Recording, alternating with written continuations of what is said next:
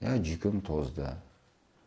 Я жалықтым көп нәрседен. Шаршайым, заланам, ренжим. Бірақ ол тек өзім ішімде ғана. Болды.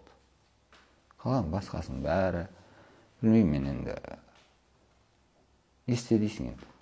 Өз қазағың ғой. Не істейсің? Бәрі өзіңнің қазағың. Сен өзі айтшы, ұлтқа қызмет еткен адамдардың қайсысы баянды ғұмыр кешті, айтшы маған. Біреуін айтшы, осы бақытты болды. Бір адамды айтшы. Айтшы енді. Бір адамды. Назарбаевтың қазір білмеймін, көңіл күйі қалай екен.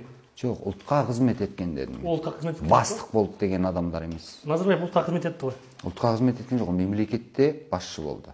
Енді осы егер Назарбаев ұлтқа қызмет етсе, қазір біздің мемлекеттік тіліміз тек қана қазақ тілі болып, біз 30 жылдың ішінде бәріміз қазақша сөйлеп жүретін едік айналайын.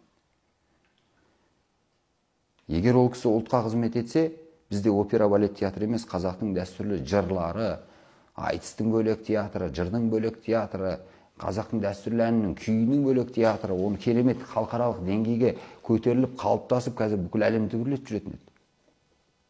Егер ол кісі ұлтқа қызмет етсе, оның нәтижесі көрінетін еді ғой.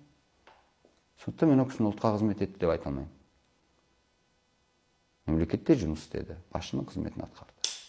Ал ұлтқа қызмет еткен адам, ол қашан да ұлт арақтың кейін кешетіні анық.